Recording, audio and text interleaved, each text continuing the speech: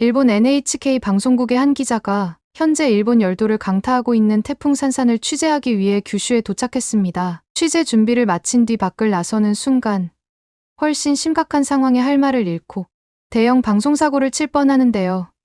과연 무슨 일이 있었던 걸까요? 안녕하세요.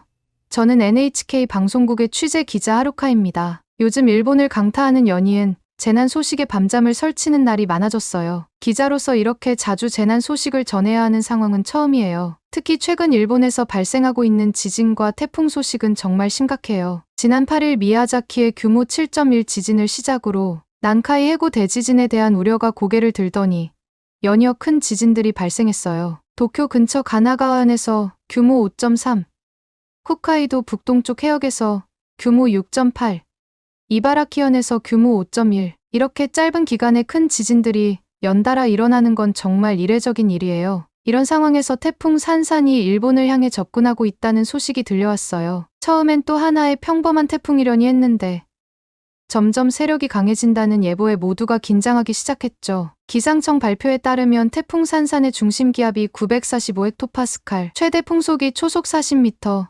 최대 순간 풍속은 초속 60m에 달한다고 해요. 순간 풍속을 시속으로 바꾸면 약 210km인데 자동차를 공중으로 들어 올릴 수 있는 위력이죠. 당연히 사람은 무사히 걸어 다닐 수도 없겠죠. 정말 엄청난 수준이에요. 7m 높이의 파도를 일으키고 나무를 뿌리째 뽑아낼 수 있는 위력이라니까요. 얼마 전 네덜란드의 한 주택가에서 비슷한 풍속의 토네이도가 불었는데 주택과 나무가 통째로 뜯겨 나가고 지붕이 순식간에 벗겨지는 걸 봤어요. 그런데 이번 태풍 산산이 그 정도 수준이라니 상상만 해도 아찔해요. 더 큰 문제는 태풍의 이동 경로예요. 일본 기상청 발표에 따르면 산산이 일본을 향해 직격으로 온다고 해요. 전 세계 기상청들도 일본 열도를 관통할 가능성이 높다고 예측하고 있죠. 이 소식을 들었을 때 정말 가슴이 철렁 내려앉았어요. 예상 경로를 보니 가고시마 인근에 상륙한 뒤 북동쪽으로 천천히 내륙을 관통해 일본 동부까지 간다고 해요. 사실상 일본 대부분의 지역이 태풍의 영향을 받는 셈이죠. 크린으로 태풍의 예상 경로를 보면서 마치 일본 전역을 세심하게 둘러보듯 구석구석을 훑고 지나가는 모습에 정말 소름이 돋았어요. 최근에 발생한 다른 태풍들은 한국은 비켜가고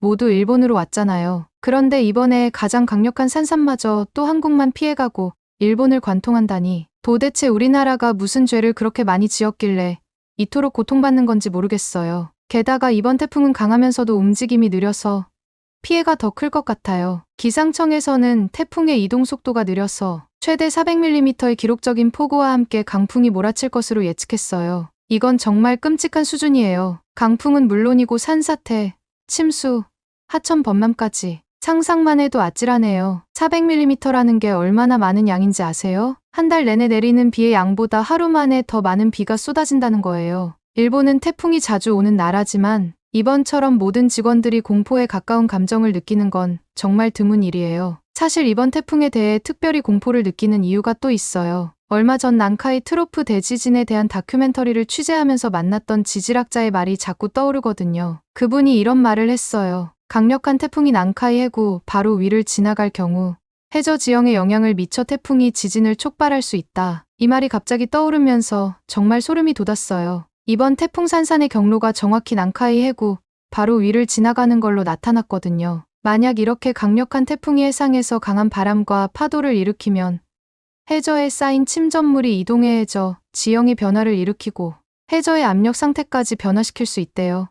얼핏 들으면 별거 아닌 것 같지만 1년에 겨우 5cm 움직이는 해저 지형에는 아주 작은 변화만으로도 엄청난 차이가 날 수 있다고 해요. 특히 난카이 해구 같은 깊은 해저 지형에서는 침전물의 이동이 지질학적 불안정을 야기할 가능성이 훨씬 더 높다고 하더라고요. 이런 상황의 심각성을 느낀 일본의 일부 시민들, 특히 고위 관료들 사이에서는 실제로 일본을 탈출하려는 정황까지 포착되고 있어요. 솔직히 말하면 최근에는 제 친구들 중에서도 저보고 한국으로 도망가서 살자고 농담 반 진담 반으로 얘기하는 친구들이 많아졌어요. 이런 상황에서 제가 할 수 있는 건 현장에 가서 직접 취재하는 것뿐이에요. 직업의 본분을 다하는 거죠.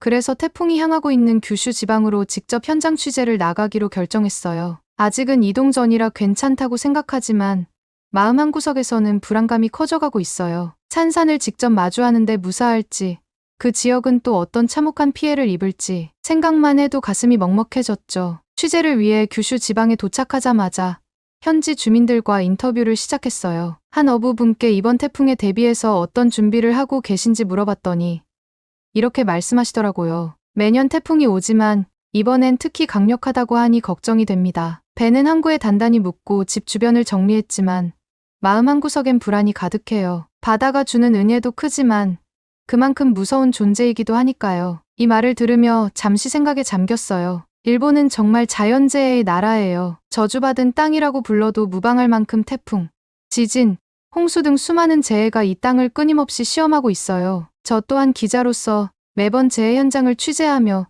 느끼던 두려움과 무력감이 늘 머릿속 한쪽에 자리 잡고 있어요. 특히 수십 년간 계속해서 경고되어 온 난카이, 트로프 대지진의 가능성은 그 어떤 재해보다 더 깊은 공포를 불러일으켜요. 아마 일본인들 대부분이 마찬가지일 거예요. 이번에 불어닥치는 태풍 산산도 난카이 대지진과 무관하지 않을 것 같아 더욱 걱정이에요. 이제 태풍이 곧 일본 열도를 관통하며 본격적으로 많은 피해를 입히게 될 거예요. 그 속에서 일본은 다시 한번 자연의 위력 앞에 겸손해질 수밖에 없겠죠. 저는 이 모든 상황을 지켜보며 한숨을 내쉴 수밖에 없어요. 왜 일본은 한국처럼 안전한 곳에 있지 않고 이렇게 위험한 자리에 있는 걸까요? 우리가 할 수 있는 건 뭘까?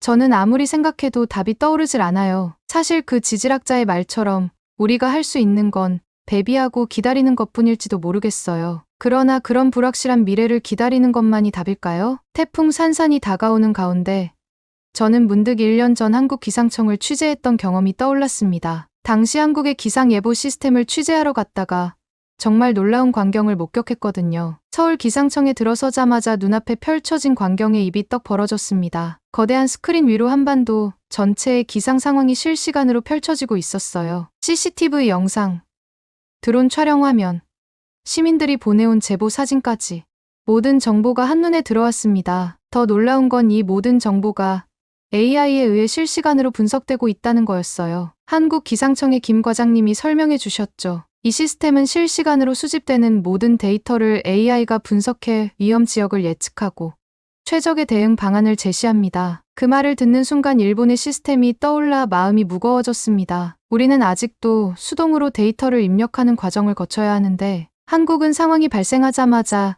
AI가 모든 과정을 자동화하고 있었으니까요. 그때 갑자기 알람 소리가 울렸습니다. AI가 서울 북부 지역의 하천 범람 위험을 예측한 거예요. 김 과장님은 즉시 행동에 나섰습니다. 키보드를 두드리자 해당 지역 주민들에게 대피 문자가 발송되고 인근 경찰서와 소방서에 비상 연락이 갔습니다. 동시에 시청 내 모든 부서의 상황이 공유되었고요. 불과 5분 만에 모든 초기 대응이 완료된 걸 보고 저는 정말 놀랐습니다. 일본에서는 이런 과정에 최소 30분은 걸렸을 텐데 말이죠. 특히 인상 깊었던 건 한국의 재난 문자 시스템이었습니다. 신속하고 정확한 정보 전달은 물론이고 위치 기반으로 맞춤형 재난 정보를 보내는 게 놀라웠어요. 심지어 외국인 거주자를 위한 다국어 지원까지 있더라고요. 김 과장님의 설명이 이어졌습니다. 우리는 24시간 재난 대응 체계를 갖추고 있어요. 언제 어떤 상황이 발생하더라도 즉시 대응할 수 있죠. 그 말을 듣고 보니 상황실 한쪽에 침대와 샤워 시설이 마련되어 있는 게 눈에 들어왔습니다. 그날 밤 정말 예측대로 하천 범람 위기가 있었지만 신속한 대응 덕분에 큰 피해 없이 상황을 모면할 수 있었습니다. 김 과장님은 이런 결과가 가능했던 이유를 설명해 주셨어요. 우리는 지속적인 훈련과 교육으로 직원들의 전문성을 강화하고 있어요. 매달 다양한 시나리오로 모의 훈련을 실시하고 최신 기술 교육도 정기적으로 받고 있죠. 다음 날 재난 현장 체험 프로그램에 참여할 기회가 있었는데 VR 기술을 활용해 실제 재난 상황과 유사한 환경에서 훈련하는 걸 보고 깜짝 놀랐거든요. 하지만 김 과장님은 이렇게 덧붙이셨습니다. 아무리 좋은 시스템이라도 시민들의 협조가 없으면 소용없어요. 우리는 항상 투명하고 신속하게 정보를 공개하고 시민들의 목소리에 귀 기울이려 노력합니다. 그래서 시민들도 우리의 안내에 잘 따라주시죠. 한국에서의 경험을 떠올리며 지금 일본의 상황과 비교하니 마음이 무거워집니다. 우리의 재난 문자 시스템은 불안정하고 기능도 제한적이에요. 메시지 발송이 지연되거나 오류가 나는 경우도 많고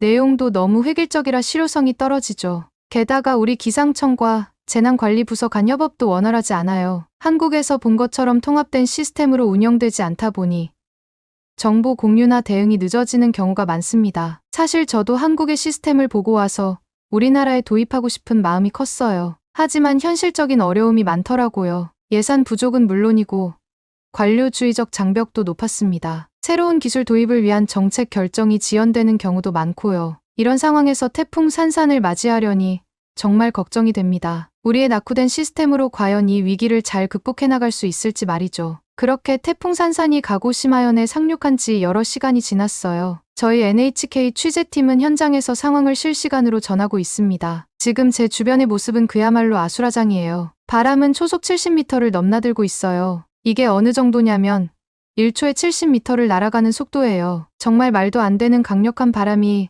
가고시마현을 강타하고 있죠. 이 정도 속도면 누구든 순식간에 날아갈 수 있어요. 거리에 사람이 돌아다니는 건 상상할 수도 없는 상황이에요. 참고로 초속 40m만 돼도 주행 중인 트럭이 넘어지고 제대로 고정되지 않은 건축물의 지붕이 벗겨질 수 있대요. 그런데 지금은 그 2배에 가까운 속도로 바람이 불고 있으니까요. 숙소의 창문이 마치 뜯겨나갈 듯이 세차게 흔들리고 있어요. 바람 소리가 방 안까지 울릴 정도로 거세요. 저는 카메라를 켜고 방 안에서 바깥을 촬영하며 이 순간을 기록하고 있어요. 그게 제가 할 수 있는 전부예요. 일본은 평소 재해에 대해 철저하게 대비하고 수많은 시뮬레이션과 교육을 통해 국민들의 안전을 지키려 노력해왔어요. 하지만 이렇게 강력한 재해 상황을 마주하면 인간은 언제나 자연의 힘 앞에서 나약한 존재임을 깨닫게 돼요. 인간의 힘으론 아무것도 할 수 없다는 생각에 그저 무사히 지나가길 기도하고 있을 뿐이죠. 이런 상황에서 더욱 안타까운 건 대피소의 현실이에요. 제가 방문한 가고시마현의 한 대피소는 정말 충격적이었어요. 사람들이 서로 고함을 지르며 다투고 있었고 일부는 배식대 앞에서 음식을 서로 차지하려고 밀치고 있었어요. 대피소 관리자는 지친 표정으로 저를 맞이했어요. 처음에는 잠잠하던 시민들이 재난 상황이 길어질 것 같다는 느낌이 들자 더 이상 통제가 어렵다고 했어요. 일부 주민들이 식량과 물을 독점하려고 하고 심지어 노약자들의 물건까지 빼앗아 가는 사람들도 있다고 말이죠. 저는 충격을 받았어요. 우리 일본이라고 하면 늘 예의 바르고 남에게 피해 주는 걸 극도로 싫어하는 사람들이라는 자부심이 있었거든요. 언제 어디서나 깍듯한 모습을 가지고 있다고 생각했죠. 그러나 재난 상황이 닥치자 대피소 안에 있는 사람들은 오로지 이기심에 불타있는 모습을 보였어요. 대피소 소장님은 순진한 생각을 하고 있다며 과거 동일본 대지진 당시 이재민들이 상습적으로 성폭행을 당했던 일이 있어서 이번에 특히 신경을 많이 쓰고 있는데 인력이 부족해 쉽지 않다고 하셨어요. 저는 한국에서 자료로 본 질서 정연한 대피소의 모습과 차원이 다른 일본 대피소의 모습에 충격을 받았어요. 일본이 이렇게 퇴락했나 싶은 생각이 들었거든요. 그때 과장님으로부터 긴급 전화가 왔어요. 가고시마시에 대피 명령이 내려졌대요. 히가시 지구를 포함해 총 5개 구역 30만 명에게 대피 지시가 내려졌고 긴급 재난 문자도 이미 3차례 발송했다고 하더라고요. 하지만 제 휴대폰을 확인해보니 긴급 재난 문자는 한 통밖에 오지 않았어요. 이마저도 문제가 있나 싶었죠. 대피소 관리자에게 이 사실을 알리고 추가 인원을 수용할 준비를 해달라고 요청했지만 관리자는 고개를 저었어요. 이미 수용 한계를 넘었고 더 이상은 불가능하다는 대답이었습니다. 급히 본부에 연락해 대피소 현황을 파악했어요. 가고시마 시내에 총 50개의 대피소가 개설되어 있었고 수용 가능 인원은 15만 명이었어요. 하지만 이미 12만 명이 대피한 상태였고 앞으로 더 많은 인원이 몰릴 것으로 예상되었습니다. 비상 식량과 물자 준비 상황도 확인했어요. 3일치 식량과 물이 준비되어 있었지만 이 상황이 장기화될 경우 부족할 것 같았어요. 특히 일부 시민들의 이기적인 행동으로 인해 공평한 분배가 어려워지고 있었죠. 저는 한국에서 배운 대피소 운영 시스템을 적용해보려 했어요. 식량 배분 시스템을 체계화하고 자원봉사자를 모집해 질서 유지에 힘쓰려 했죠. 하지만 결과는 참혹했어요. 대부분의 사람들은 자신의 안위만을 걱정할 뿐이었고 질서 있게 줄을 서는 것조차 거부했어요. 자원봉사자 모집도 쉽지 않았습니다. 한국에서 보았던 재난 대응 시스템의 효율성과 시민들의 협조적인 태도가 그리워졌어요. 한국 사람들은 오히려 위기 시에 더 잘 뭉치는 것 같았거든요. 코로나 때도 자발적으로 방역 수칙을 지키고 태안 앞바다에 기름이 유출되었을 때도 전 국민이 자원봉사를 위해 태안으로 모였다고 하더라고요. 통신망 불안정으로 인해 정보 전달이 지연되는 바람에 긴급 재난 문자가 제때 전달되지 않아 일부 지역 주민들은 대피 명령을 늦게 받은 것 같았어요. 이로 인해 대피소로 향하는 도로가 더욱 혼잡해지고 새로운 위험 상황이 발생할까 걱정이 되더라고요. 재난으로 인한 피해보다 이렇게 대피소에서 추가적인 인명 피해가 생길까봐 말이죠. 이런 상황을 보면서 우리 일본의 재난 대응 시스템과 시민의식에 대해 깊이 고민하게 됐어요. 예전부터 일본인들이 자랑스럽게 여기던 질서와 예의는 어디 간 거지?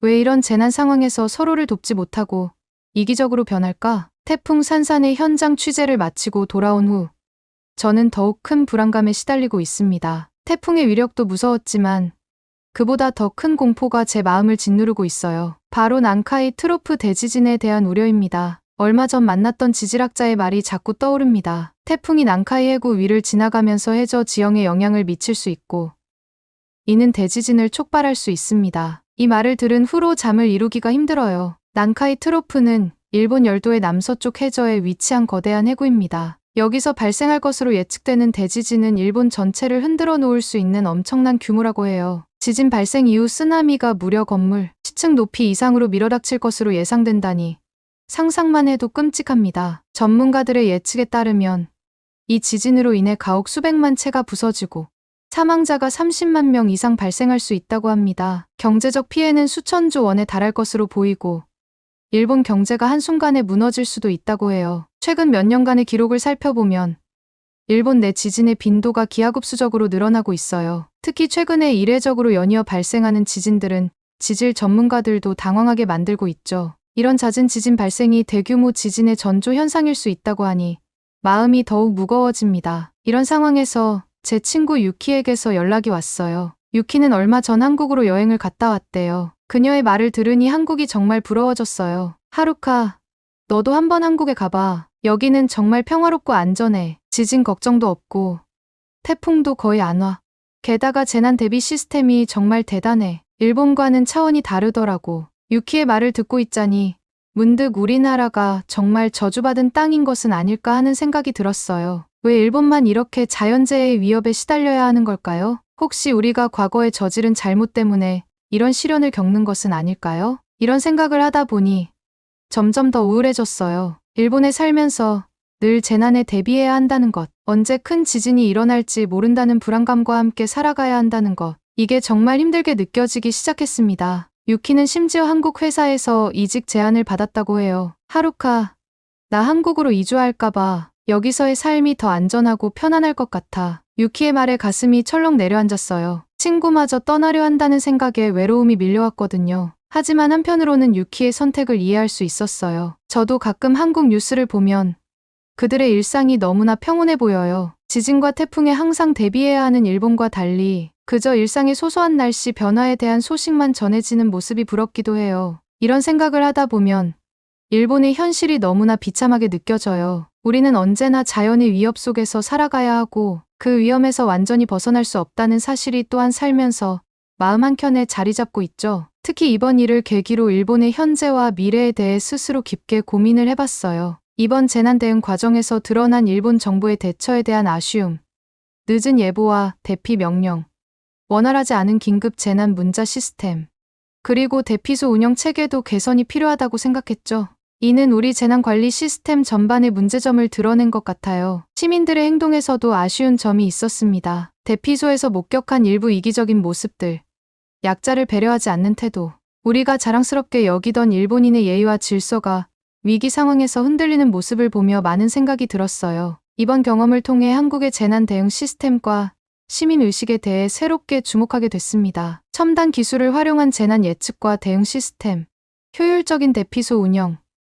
그리고 위기 상황에서 더욱 빛을 발하는 시민들의 연대의식, 우리가 배워야 할 점이 많아 보여요. 동시에 일본의 과거사와 현재의 자연재해를 연관짓는 시각에 대해서도 고민하게 됐습니다. 일부에서는 우리나라가 겪는 잦은 재해를 과거의 잘못에 대한 천벌이라고 말하기도 하죠. 이런 생각이 과연 옳은 것인지, 그리고 이런 인식이 우리 사회에 어떤 영향을 미치는지 깊이 생각해 볼 필요가 있어요. 저는 희망을 버리지 말아야 한다고 생각합니다. 이번 경험을 교훈 삼아 우리는 더 나은 재난 대응 시스템을 구축할 수 있을 거예요. 첨단 기술을 도입하고 시민들의 의식을 높이는 교육을 강화하며 정부의 대응 능력을 개선할 수 있을 거예요. 동시에 우리는 과거의 잘못을 진정성 있게 반성하고 이웃 국가들과의 관계를 개선해 나가야 합니다. 이는 단순히 재해를 피하기 위함이 아니라 진정한 의미에서 더 나은 국가가 되기 위한 노력이 될 거예요. 개인적으로 저는 이번 경험을 통해 제 역할에 대해 다시 한번 생각하게 됐습니다. 단순히 재난 상황을 보도하는 것을 넘어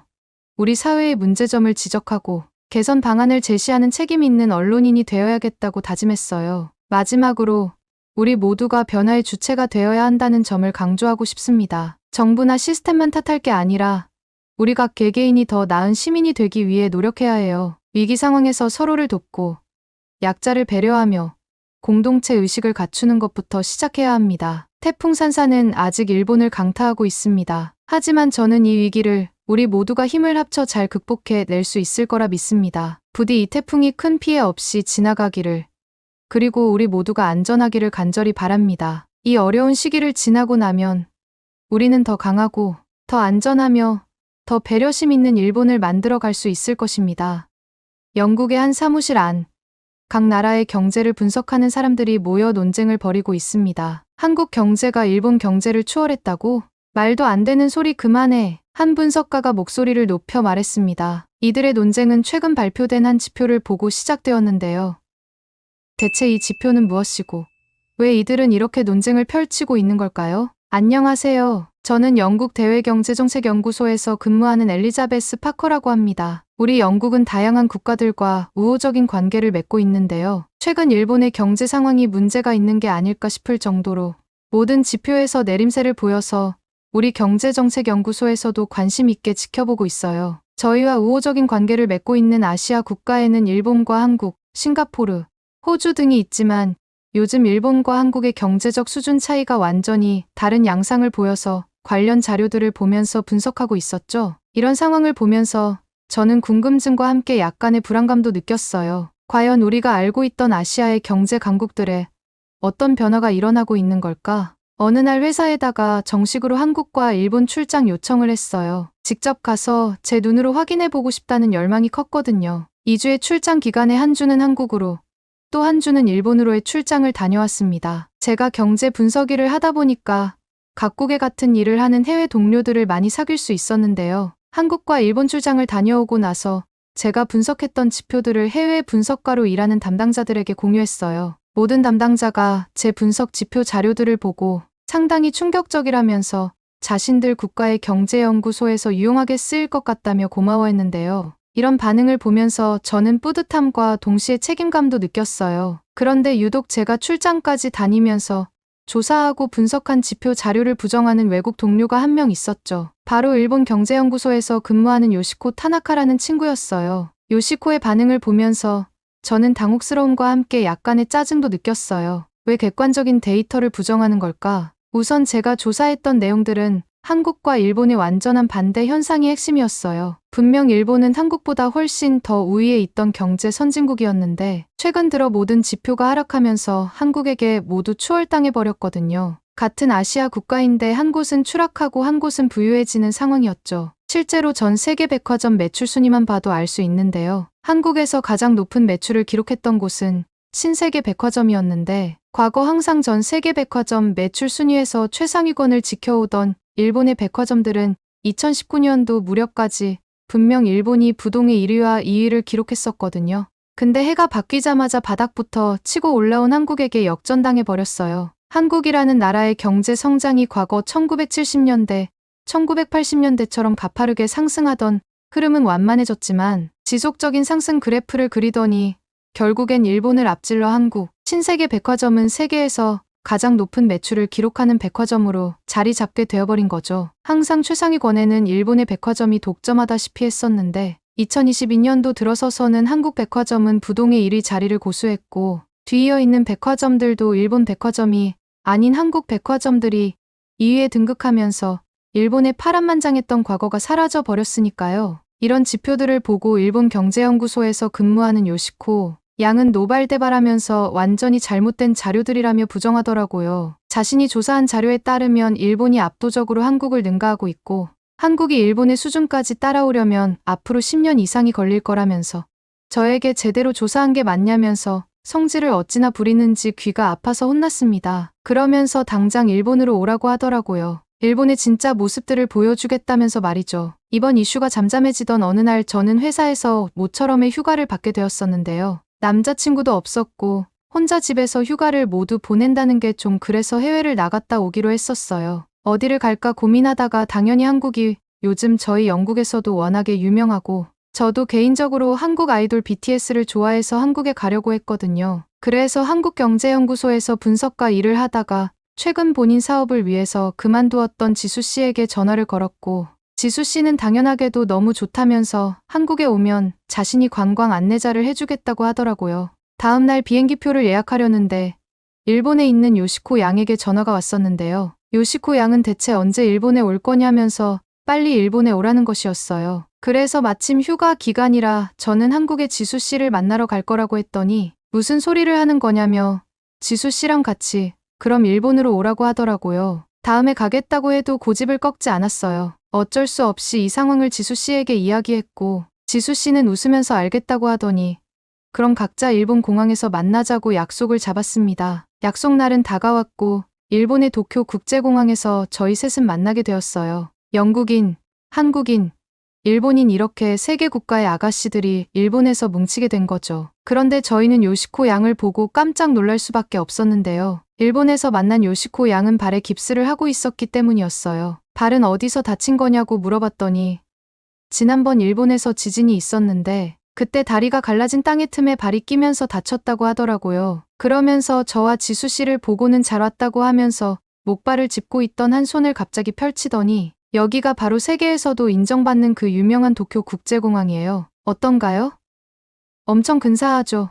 라면서 호들갑을 떠는 게 아니겠어요? 참고로 요시코 양은 워낙에 보수적인 성격이어서 일본을 벗어난 적이 없는 완전 일본파예요. 그런 요시코 양을 보고 저는 속으로 정말 너무 한심해서 한숨이 절로 나왔었는데요. 그럴 만도 한 게 분명 얼마 전에 한국과 일본을 모두 다녀왔던 터라 이미 한국이 어느 정도 수준인지 일본이 어느 정도 수준인지 알 만큼 알아서였죠. 그걸 모를 리 없을 텐데 저렇게 느닷없이 허세를 부리니 꼴 보기 싫더라고요. 제 눈에 보이는 일본 도쿄 공항은 한국의 인천국제공항에 비교하면 한참 수준이 떨어진다고 생각하고 있었거든요. 근데 옆에서 그 모습을 지켜보던 지수 씨는 요시코 양이 그런 모습에 이렇게 이야기하는 거예요. 정말 요시코 양 말대로 멋진 공항이에요. 분명 지수 씨는 자신들의 인천공항이 훨씬 더 웅장하고 수준이 압도적이라는 걸 알 텐데 요시코 양이 기분 나쁠까봐 세심하게 배려하려고 하는 모습이 보이더라고요. 저희는 배도 고프고 해서 밥을 먹으러 공항 밖으로 나가 도쿄 시내로 갔었는데요. 요시코는 일본 도쿄에서 인기 있는 가정식을 먹으러 가자고 했었고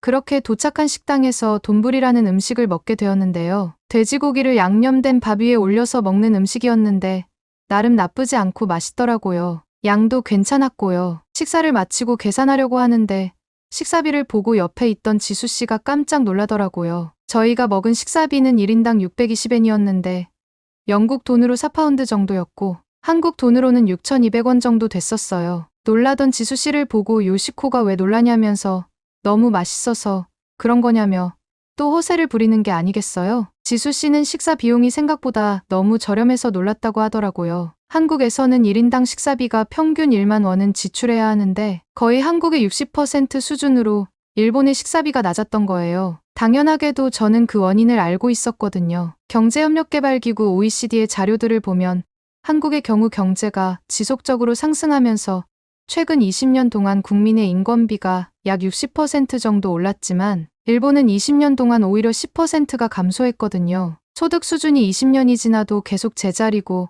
오히려 마이너스를 기록하다 보니 이런 현상이 나타난 건데요. 세계에서 손꼽히는 경제 대국이라고 불렸던 일본은 정말 가난해지고 있어요. 옆에서 그 이야기를 했더니 요시코 양은 무슨 말도 안 되는 소리를 하는 거냐면서 또 화를 내더라고요. 아니 이건 내가 조사한 게 아니라 경제협력개발기구 OECD가 발표한 자료들에 명시되어 있는 거라고 했더니 다 잘못된 거라면서 일본은 유통 절차를 단순화하고 마진율을 줄여 국민에게 저렴한 식사비를 제공하기 위한 캠페인을 하고 있어서 그런 거지 절대 소득 수준이 떨어져서가 아니라면서 목에 핏대까지 세웠어요. 하지만 이건 분명한 사실이었어요. 실제로 일본의 물가 수준은 동남아시아권의 베트남이나 필리핀과 같은 수준으로 떨어지고 있는 게 사실이니까요. 그에 반해서 한국은 지수 씨가 함께 와서가 아니라 확실히 반대로 한국은 경제적으로도 점점 발전되고 있음이 체감되는데요. 난생 처음 들어보는 외진 국가를 가더라도 한국이라는 국가를 모두 알 정도고, 특히나 한국의 여권임은 어느 국가를 가더라도 복잡하고 번거로운 입국 심사를 받을 필요 없이 한 번에 곧바로 통과되고 있을 정도로 전 세계적으로 손꼽히는 힘을 가지고 있으니까요. 이런 상황이 돼버리니까 아무래도 자존심이 완전히 구겨져서 저렇게 더 요시코 양이 난리를 피우는 게 아닌가 싶었네요. UN 무역개발회의에서 유일하게 아시아에서 선진국 그룹에 속해 있던 것이 일본이었는데, 개발도상국이었던 한국이 선진국 그룹으로 변경되면서 더 일본이 한국에 대한 시기와 질투가 심해진 것 같았어요. 사실 개발도상국에서 선진국 그룹으로 변경된 국가는 전 세계적으로 역사상 한국이 처음이었습니다. 그래서 요시코 양에게 더 이상 일본 안에서 우물 안개구리처럼 눈을 가리고 있지 말고 현실을 직시했으면 좋겠다면서 조언해 주었는데요. 아무리 말로 해도 듣지 않으려고 해서 전 한국에 가자고 제안했었어요. 일본에서 일본 TV나 인터넷에서 주구장창 보여주는 한국의 허름한 모습만 봤을 테니 더 그랬을 거란 생각에서였고, 요시코 양에게 한국에 가자고 말했더니 처음엔 당황하면서 이 좋은 일본을 놔두고 그런 가난한 나라에 자신이 뭐하러 가서 돈을 쓰고 오냐면서 싫다고 하더라고요. 다리에 깁스도 해서 불편하기도 하다며 말이죠. 옆에 있던 지수씨가 요시코 양이 손을 잡더니 한국에 가면 자신이 멋진 곳을 자주 보여주겠다며 가자고 설득하더라고요. 그래서 저희 3명은 일본을 떠나 한국을 찾아가게 되었어요. 도쿄에서 2시간 만에 저희는 한국에 도착할 수 있었는데, 공항에 도착했을 때의 당시 요시코 양 표정을 지금도 기억해요. 이티처럼 고개를 쭉 빼고는 완전히 정신을 잃은 사람처럼 입을 다물지 못하고 있었기 때문이었죠. 제가 그 모습을 보고 요시코 양에게 왜 그러냐면서 실제로 보니까 도쿄 공항이랑 인천공항이랑 어디가 더 좋아 보여요?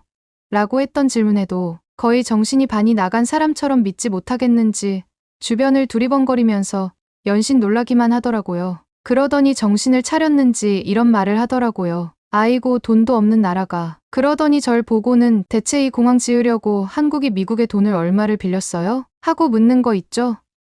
너무 당황스러워서 글쎄요 하고는 답변조차 하지 않았습니다. 한국의 공항은 언제 다시 봐도 정말 웅장함이 예술인 것 같다고 생각합니다. 세계 각국에서 한국을 찾아온 수없이 많은 다채로운 해외 사람들과 최첨 단화로 무장된 현대화된 시설들은 누가 봐도 감탄을 자아내게 할 정도이고, 세계 어느 국가의 공항과 비교해도 압도적이라는 생각까지 들 정도니까요. 저희는 한국 공항 앞에 한 카페에서 커피를 마시면서 어디를 갈지에 대한 이야기를 나누고 있었는데요. 그때 갑자기 요시코 양이 다리가 이상한 것 같다며 울부짖기 시작했었어요. 그 소리에 너무 놀라 치마를 올려보았고, 지진으로 인해서 다쳤다던 요시코 양의 다리가 대체 무슨 이유 때문인지는 몰라도 엄청나게 부은 상태로 붕대에 압박당하고 있었죠. 저는 이 상황이 너무 당황스러워서 어떻게 해야 하나 하면서 어쩌지도 못하고 있었는데요. 주변을 아무리 살펴봐도 주위에 병원이라고 할 만한 시설은 전혀 보이지 않아서 의료 지원을 받을 만한 곳이 없었어요.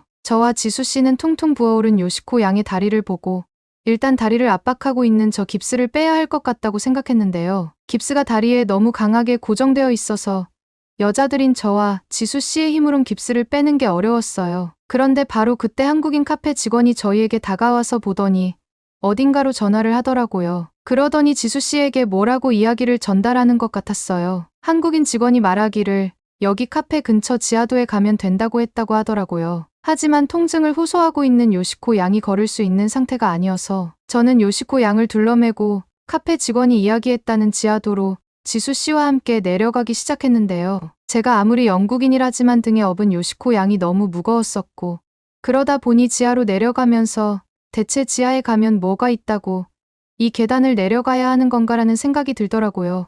앞서 가던 지수 씨한테 지하에 아무것도 없을 것 같다고 괜히 힘만 빼고 있는 게 아니냐면서 물었는데요. 하지만 지수 씨는 카페 직원이 아픈 사람을 두고 거짓말할 리가 없다면서 계속 가보자고 하더라고요. 저는 다리에 힘이 풀려서 죽는 줄 알았어요. 지수 씨가 뒤에서 요시코 양의 엉덩이를 받쳐 올려주려고 안간힘을 썼지만 역부족이었고, 결국 저는 요시코 양을 땅에 떨어뜨리고 말았는데요. 그런데 그때였어요. 저희 모습을 보게 되었던 50대 후반에서 60대 초반 정도로 보이는 중년? 남성분이 다가와서는 자신의 등에 업게 하라면서 요시코 양을 도와준 건데요. 그 모습이 얼마나 친절하고 감사했던지 한국에서 웬 영웅이 갑자기 등장한 줄 알았다니까요. 그렇게 한국인 중년분의 도움을 받아서 가게 되었는데 정말 충격적으로도 저희가 도착한 곳에는 지하철역으로 들어가는 입구에 외국인들도 진료받을 수 있는 긴급 병원이라고 적힌 자동문이 보였기 때문이었어요. 각국의 경제를 분석했던 저도 이건 처음 봤던 거라 굉장히 신선한 충격이었어요. 지하철 긴급병원으로 저희는 들어가서 요시코 양의 여권을 간호사로 보이는 직원에게 보여주고는 치료를 부탁했습니다. 저희를 도와줬던 한국인 중년 남성분은 조심히 잘 치료하시고 좋은 여행하라고 하시고는 호련히 사라지셨는데요. 자신의 시간까지 투자해가면서 위급한 사람을 아무 거리낌 없이 도와주려고 했던 한국인들의 성숙한 의식에 존경하는 마음마저 들더라고요. 시간이 얼마 지나서 치료를 도와주었던 병원 의사분이 저희에게 다가와서는 아무래도 일본의 병원에서 잘못된 깁스 방법으로 혈액순환에 문제가 생겼던 단순한 증상이었으니까 너무 큰 걱정하지 말라는 말씀을 해주셨습니다. 정말 신세계를 경험한 기분이었죠. 그때 지수 씨가 옆에서 말하더라고요. 자신도 이걸 알고는 있었는데 너무 다급한 상황이 되니까 잊고 있었다면서 원래 한국은 외국인들의 유동인구가 많은 지하철 몇몇 곳에는 이처럼 지하 긴급 병원이 건설되어 있다는 도저히 믿지 못할 이야기를 해주더라고요. 제가 아무래도 한국에 대한 분석을 잘못한 게 아닌가 싶었어요. 한국이 일본을 넘어서면서 경제 발전이 꾸준하게 진행되고 있음을 인지는 하고 있었지만 정말 이 정도일 거라고는 생각도 못했었거든요. 그러면서도 다리를 다쳐 일본의 한 병원에서 깁스했던 요시코 양은 일본인 의사의 실수로 잘못된 방법에 깁스를 하고 있었는데 경제 하락을 넘어서 이제는 의료 수준까지 떨어질 대로 떨어져 버린 일본이구나 싶더라고요. 얼마 지나 다행스럽게도 요시코 양은 한국의 지하철 병원에서 근무하던 한국인 의사분의 긴급 처치를 받아서 올바른 방법으로 다리 깁스를 다시 할 수 있었어요. 요시코 양도 통증이 사라지자 이제야 한시름 놓았는지 아리가토를 외치면서 고맙다 연신 인사하더라고요. 그러고는 저희를 보면서 한국의 이러한 시스템에 놀랐는지 이런 시스템은 참 좋은 것 같네.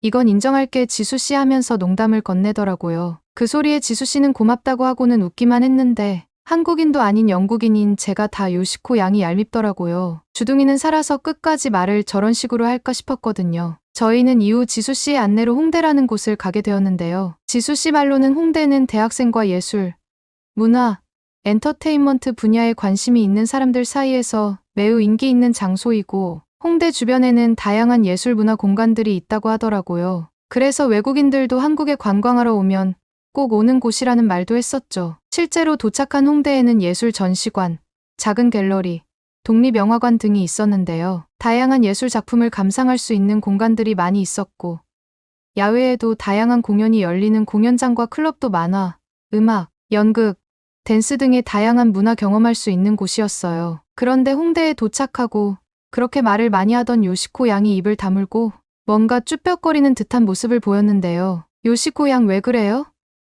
어디 불편한 거라도 있어요? 다리가 다시 아파요. 라고 물어보니까 요시코 양은 주눅이 잔뜩 든 채로 아니 원래 한국인들이 이렇게 키가 큰 건지 물어보더라고요.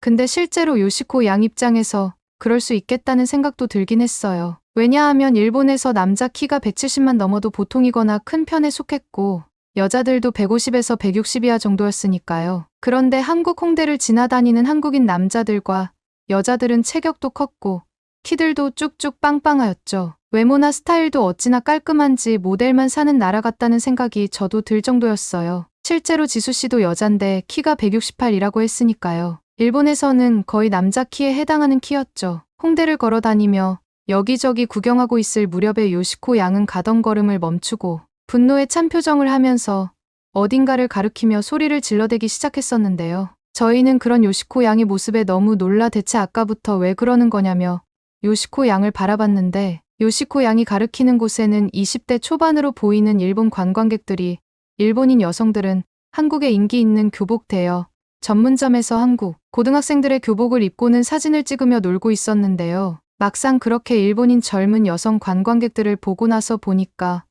홍대 주변에 한국을 찾아온 일본인 MZ 세대 관광객들이 엄청 많이 있는 거예요. 한국의 화장품 가게부터 한국의 펜시점, 한국의 의류 전문점 등등 곳곳에 일본 MZ세대들이 있었고 요시코 양이 크게 분노했던 것 중에 하나는 홍대의 길거리 좌식 점포에서 즉석에서 한국인 이름을 지어주는 장명소가 있었는데 일본 MZ세대들이 그 장명소에 줄지어 서서는 한국인 이름을 만들고 있는 모습 때문이었어요. 그 모습에 요시코 양은 나라가 잘못돼도 한참 잘못됐다면서 그 자리에서 눈물까지 보이더라고요. 요시코 양을 진정시키기 위해서 근처 카페에 들어가 앉아 달래주었는데요. 요시코 양은 일본인들은 원래 일본 이름에 대해 상당한 자부심들을 느끼고 있다고 하더라고요. 일본에서 이름이란 역사와 문화의 한 일부로 여기고 있고 자신의 이름을 통해서 일본인으로서의 정체성과 소속감을 느끼기까지 한다고 했었는데요.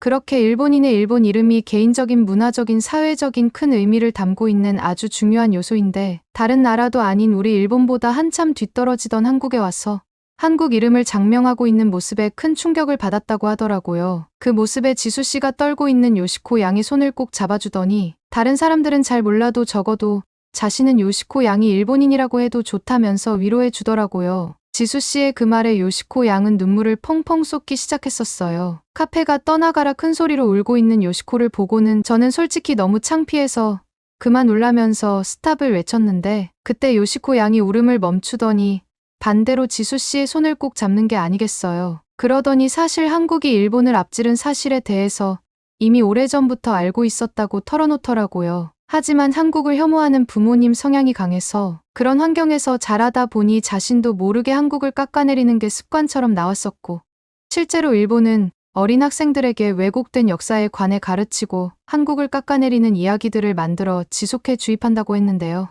하지만 요즘 일본은 젊은 MZ 세대들이 넷플릭스나 다양한 온라인 콘텐츠와 인터넷 문화의 발달로 인해서 진실을 일본의 어른들이 만들어 놓은 교육 자료가 아닌 온라인 콘텐츠를 보고 사실을 기반한 내용들을 습득하다 보니 예전처럼 한국을 혐오하거나 하는 풍토 자체가 일본 MZ세대에게서는 찾아보기 힘들다고 하더라고요. 그러면서 지금 카페 밖으로 보이는 저 많은 일본 MZ세대들이 그것을 반증하는 거라면서 말이죠. 그날 이후로 각자의 나라로 돌아갔는데요. 이번 일본과 한국 여행에서 여행 그 이상의 뜻깊었던 일을 하게 된 것 같아서 뿌듯하더라고요. 지금 요시코 양은 예전엔 그렇게 경제 분석 지표들을 부정했던 모습은 모두 사라지고 오히려 요시코 양 스스로가 현실을 반영한 참된 지표들을 만들고 공유하고 있을 정도니까 정말 괜찮은 여행이 아니었나 싶어요.